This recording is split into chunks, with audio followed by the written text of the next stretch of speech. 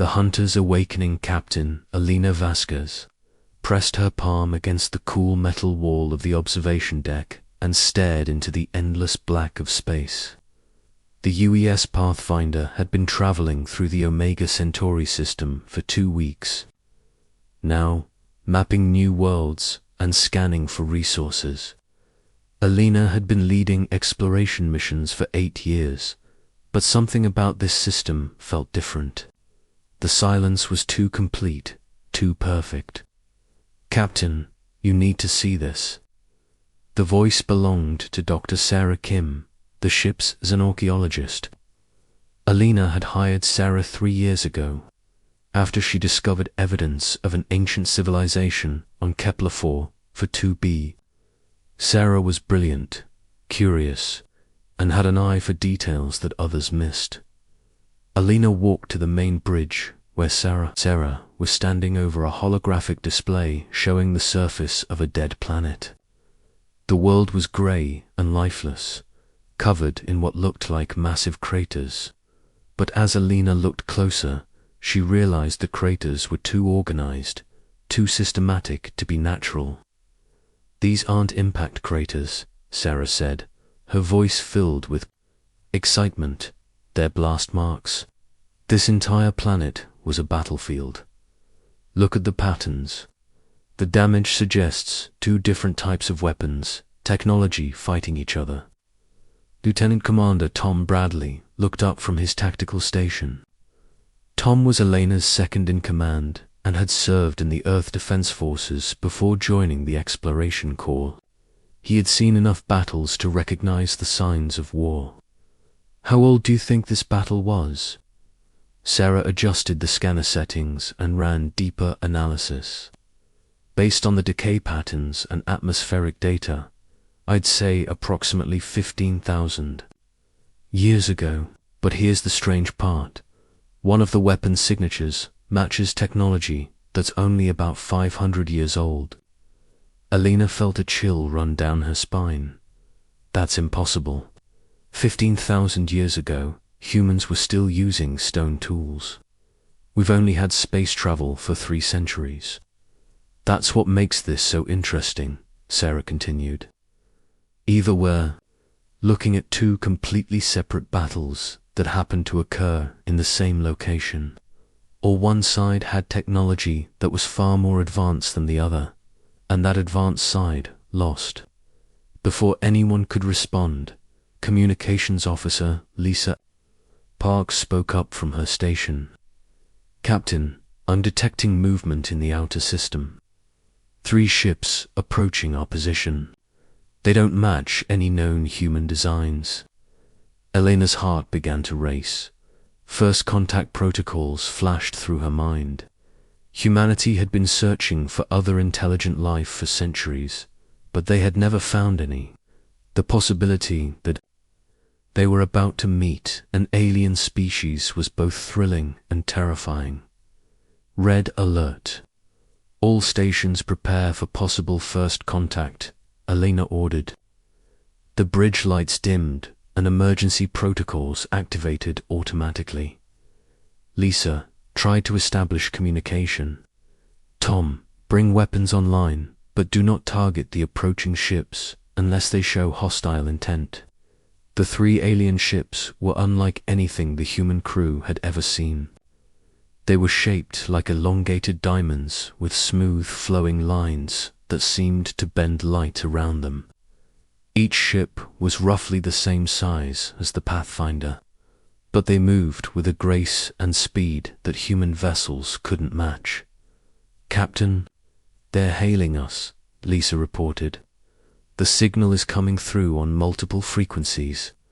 They're using a form of mathematics to establish basic communication protocols." "Put it through," Elena said.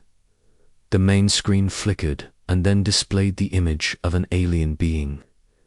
The creature was tall and thin, with pale blue skin and large black eyes. It had no visible nose, just small slits where a nose should be, and its mouth was barely more than a line across its face. When it spoke, its voice was melodic but cold. "Greetings, Unknown vessels. I am war leader Kethfa of the Kethmoran Empire. You have entered territory that belongs to our people. Identify yourselves and explain your presence here. Alina stepped forward. I am Captain Alina Vasquez of the United Earthship Pathfinder. We are explorers from the planet Earth. We come in peace and had no knowledge that this system belonged to anyone. We are willing to leave immediately if our presence is unwelcome. Kethva's large eyes seemed to study Alina and her crew through the screen. Humans. We have no record of your species in our databases. Your technology appears primitive, yet you travel between stars. This is ... curious. We're always interested in meeting new civilizations and learning about the galaxy, Alina said carefully. Perhaps we could establish diplomatic relations between our peoples. Kethva made a sound that might have been laughter, but it was harsh and without humor. Diplomacy is for equals, human. You will leave this system immediately, or you will be destroyed. This is the only warning you will receive. Tom Bradley's hands moved to his weapon controls, but Alina held up a hand to stop him. She had dealt with hostile situations before, and she knew that showing aggression now would likely result in the destruction of her ship and crew. We understand, Alina said. We will leave immediately. We apologize for any intrusion. Wise choice, Keth replied. Most species learn quickly that resistance against the Kethmoran Empire is futile. You humans seem more intelligent than most. The transmission ended, and the 3 alien ships began to withdraw. Alina watched them go, but something bothered her about the entire encounter. The alien had seemed surprised by human space travel, technology, but he had also seemed to expect immediate submission. It was as if the Kethmoran Empire was used to other species simply giving up when confronted. Captain, Tom said quietly, we're not actually going to just run away, are we? Alina looked at her crew. Tom's military background made him naturally resistant to backing down from a fight. Sarah's scientific curiosity was practically radiating from her as she continued to study the scanner data. Lisa was monitoring communications, trying to learn more about the alien ship's technology. These people had joined the Exploration Corps because they wanted to push boundaries and discover new things, not because they wanted to retreat at the first sign of trouble. Plot a course to the edge of the system, Alina ordered, but keep our sensors focused on those ships. I want to know everything we can learn about them. Over the next several hours, the Pathfinders slowly moved toward the outer edge of the Omega Centauri system while secretly monitoring the Kethmoran ships. What they discovered was both fascinating and disturbing. Captain, Sarah reported, I've been analyzing their movement patterns and scanning techniques. They're not just patrolling this system, they're harvesting resources from multiple planets. Based on the industrial equipment I'm detecting, they've been strip mining worlds in this system for decades. Tom added his own observations. Their ships are definitely more advanced than ours, but not by as much as I initially thought. Their weapons are more powerful, and their engines are faster, but their defensive systems have some weaknesses. If we had to fight them, we wouldn't be completely outmatched. Alina made a decision that would change the course of human history. Instead of leaving the system as ordered, she commanded the Pathfinder to hide behind a large asteroid and continue observing the alien operations. What they saw over the next several days changed their understanding of galactic politics forever. The Kethmoran Empire wasn't just mining resources. They were systematically destroying entire ecosystems. Worlds that had once supported life were being turned into barren industrial sites. Worse, the crew detected signs that other species had once lived in this system. There were ruins of cities, fragments of art and culture, all being bulldozed. A way to make room for mining operations. They're not just conquerors, Sarah said during a late-night briefing. They're systematic destroyers. They wipe out entire civilizations and then erase all evidence that those civilizations ever existed. Alina felt anger building in her chest. Humanity had spent centuries wondering if they were alone in the universe. Now they had discovered that they weren't alone, but they had also discovered that the galaxy was controlled by a species that destroyed other forms of life without hesitation. "We need to do something," Tom said. "We can't just watch this happen." "What can we do?" Lisa asked. "We're one small ship against an entire empire." Alina stared at the tactical display showing the positions of the Kethmoran ships. An idea was forming in her mind, but it was dangerous and went against all standard first contact protocols. "We're going to hunt them," she said quietly. The words surprised even Alina herself. She had never thought of herself as particularly aggressive. But watching the aliens systematically destroy evidence of other civilizations had awakened something primal in her human nature. "Hunt them?" Tom asked. "Think about it," Alina continued, her voice growing stronger. "They expect other species to run away when confronted. They're used to being the predators while everyone else acts like prey. But humans are different. We've been hunters for millions of years. When faced with a threat, we don't just run, we figure out how to fight back." Over the next week, the crew of the Pathfinder began developing tactics that no other species in the galaxy had ever attempted. Instead of fleeing from superior force, they began to stalk the Kethmoran ships, learning their patterns, identifying their weaknesses, and planning attacks. The first strike came at dawn, galactic time. The Pathfinder emerged from behind and Astraland launched a precision missile attack against the smallest of the 3 Kethmoran ships. The aliens were so surprised by the attack that they failed to raise their shields in time. The ship was severely damaged and forced to retreat. Kethva's face appeared on the main screen again, but this time his expression was one of shock and confusion rather than arrogance. "Humans, you were ordered to leave this system. Why do you attack us?" Alina stepped forward, and when she spoke, her voice carried a tone that had never been heard in galactic politics before. It was the voice of a predator that had tasted blood and decided it liked the flavor. "Because we can," she said. "Simply because someone needs to stop you from destroying entire civilizations. And because we're not like the other species you've encountered. We don't run from bullies, we hunt them." The transmission ended, and the real war began.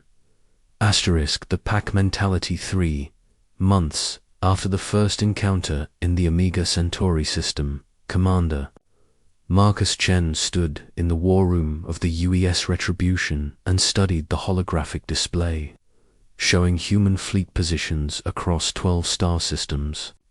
Marcus had been promoted rapidly after the initial reports from Captain Vasquez reached Earth Command. His background in military strategy and his understanding of Predator psychology had made him the perfect choice to lead humanity's first interstellar war effort. "Sir, we have confirmation from Hunter Squadron 7, reported Lieutenant Colonel Janet Rivers. The Kethmoran supply convoy in the Proxima system has been eliminated. No human casualties."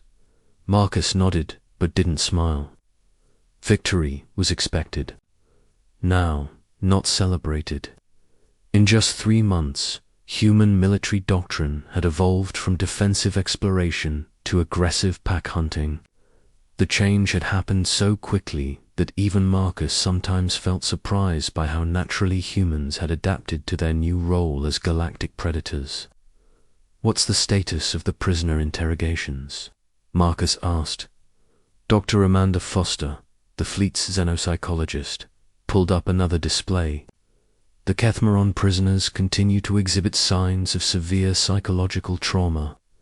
They keep repeating that what we're doing is impossible. According to their understanding of galactic civilization, species that encounter superior force are supposed to submit or flee. The concept of a weaker species actively hunting a stronger one is apparently unprecedented in their experience. Marcus walked to the main viewport and looked out at the stars. Somewhere out there, Captain Alina Vasquez was leading the Pathfinder on another deep reconnaissance mission, gathering intelligence on Kethmoran Empire operations. Her discovery of the ancient battlefield had been the key to understanding their enemies' psychology. "Sir," Lieutenant Rivers continued, "we also have reports from the diplomatic corps. 17 different alien species have made contact with Earth in the past month. They all want to know about our hunting methods, and several have requested military protection from the Kethmoran Empire." This was the part that fascinated Marcus the most. Word of human military success was spreading across the galaxy faster than human ships could travel. Alien civilizations that had been living in fear of the Kethmoran Empire for centuries were suddenly reaching out to the newcomers who had done the impossible. They had made the Empire retreat. "Any word from the Zephyrian coalition?" Marcus asked. Dr. Foster checked her notes. "Their ambassador is arriving tomorrow. Based on our communications, they represent over 40 different species that have formed a defensive alliance against Kethmoran expansion. They want to meet the humans who have been successfully attacking Kethmoran forces." The door to the war room slid open and Admiral Rebecca Stone entered. Rebecca had been Marcus's mentor in the Earth Defense Forces and had been promoted to overall command of human military operations when the war began. She carried herself with the confidence of someone who had spent her entire career preparing for battles that had never come, only to discover that when real war finally arrived, humans were naturally gifted at it. "Status report," she said as she approached the tactical display. "Hunter Squadrons 4 through 9 are currently engaged in harassment operations across 6 systems," Marcus reported. "Squadron 1 is conducting deep reconnaissance behind enemy lines. Squadrons 2 and 3 are protecting our supply lines and newly established forward bases." Admiral Stone studied the display with satisfaction. Human fleet doctrine had evolved around small, fast-moving groups that struck quickly and then disappeared before the enemy could respond. They called them hunter squadrons because that's exactly what they were, packs of predators working together to bring down larger prey. "What about Kethmoran response patterns?" she asked. "That's where it gets interesting," Dr. Forster interjected. "Our psychological analysis suggests that the Kethmoran Empire has never faced sustained resistance before. Their entire military doctrine is based on overwhelming display of force, followed by immediate submission from their enemies. They don't know how to fight a war of attrition against an enemy that refuses to give up." Marcus pulled up tactical recordings from recent engagements. "Look at this battle from the Kepler system last week. When our ships attacked their convoy, the Kethmoran forces initially responded with standard defensive formations. But when our ships scattered and regrouped for a second attack, the aliens became confused and started making tactical errors." Admiral Stone watched the recorded battle with professional interest. Human ships darted in and out of engagement range, like wolves harassing a much larger prey animal. Each attack was small and didn't cause significant damage individually, but the cumulative effect was devastating to Kethmoran morale and operational efficiency. "They're used to being the hunters," she observed. "When the roles reverse and they become the hunted, their psychology breaks down." Dr. Foster nodded enthusiastically. Exactly. We've identified this pattern in over 30 separate engagements. Kethmoran forces fight effectively for the first few minutes of any battle. But as soon as human forces demonstrate persistence and refusal to retreat, alien combat efficiency drops by an average of 40%. The communication system activated, and Captain Vasquez's voice filled the war room. Alina was calling from deep behind enemy lines where the Pathfinder was conducting intelligence-gathering operations. Command, this is Pathfinder, actual. We've Disco * Kethmoran, military installation in a system that human intelligence had previously thought was uninhabited. But more importantly, she had observed something that changed human understanding of galactic politics. Command, there are representatives from at least 12 different alien species at this installation, Alina reported. But they're not prisoners or slaves. They appear to be willingly cooperating with Kethmoran forces. We're looking at some kind of voluntary submission system. Admiral Stone frowned. Explain. Based on our observations, it appears that when the Kethmoran Empire encounters a new species, they demonstrate their military superiority and then offer a choice: complete destruction or voluntary integration into their empire as a client species. Most species choose integration. Marcus felt a cold realization wash over him. How many species are we talking about?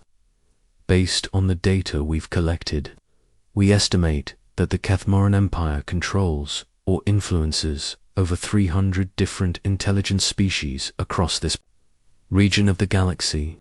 Humanity is the first species they've encountered that chose a third option. Which is? Admiral Stone asked, though she already knew the answer. Fight back, Alina said simply. We're the first species they've met that decided to hunt the hunters. The implications were staggering. For thousands of years, the galaxy had been dominated by a system where stronger species ruled weaker ones through demonstrated superiority and the threat of destruction. The entire galactic political structure was based on submission to superior force. Humans had shattered that system simply by refusing to accept it. Sir, Lieutenant Rivers reported, we're receiving priority communications. From Earth Command, the Galactic Council wants to meet with human representatives. The Galactic Council? Dr. Foster asked. We've never heard of any Galactic Council. Admiral Stone activated the communication system. This is Admiral Stone. Put me through to Earth Command. General Patricia Hayes appeared on the main screen. Patricia had been Marcus's commanding officer before his promotion and was now responsible for coordinating Earth's overall response to the galactic situation. Admiral, we have a situation developing. It turns out there is a galactic council made up of representatives from over 1,000 different species. They've been operating a system of controlled territories and managed conflicts for over 10,000 years. The Kethmoran Empire is apparently just one of several major powers that maintain galactic stability through intimidation and controlled expansion. Marcus felt his understanding of the galaxy shift again. And now we've disrupted their system. More than disrupted, General Hayes continued. According to the Council's emergency session records, human military actions have caused what they're calling a cascade failure in established power structures. Over 50 species have declared independence from their controlling empires in the past month alone. The Council wants to meet with us to discuss terms for human integration into the existing galactic order. Admiral Stone exchanged glances with Marcus and Dr. Foster. They all understood what was really being offered. The Galactic Council wanted humanity to take its place as another controlling power in the existing system of galactic domination. What's Earth Command's response? Admiral Stone asked. General Hayes smiled, and Marcus recognized the expression. It was the same look that Alina Vasquez had worn when she first decided to hunt the Kethmoran ships. It was the look of a predator that had found new prey. "We're going to the meeting," General Hayes said, "but not to integrate into their system.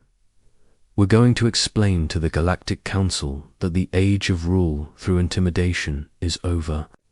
Humanity is going to teach the galaxy a new way to exist, where species earn respect through strength and cooperation, not through fear and submission." Marcus looked at the tactical display showing human forces scattered across multiple star systems. Each hunter squadron was operating independently but coordinating with the others like members of a vast pack. They were rewriting the rules of galactic warfare by refusing to accept that the rules existed in the first place. "Sir," Dr. Foster said quietly, "do we really want to become the apex predators of the entire galaxy?" Admiral Stone turned away from the viewport and looked at her staff. When she spoke, her voice carried the certainty of someone who had found their species' true calling. "Dr. Foster, we already are the apex predators. The galaxy just hasn't realized it yet." Outside the viewport, human ships continued their patrols through star systems that had never known freedom before humanity arrived. The age of galactic empires built on fear was ending. The age of human hunting packs had begun. Asterisk.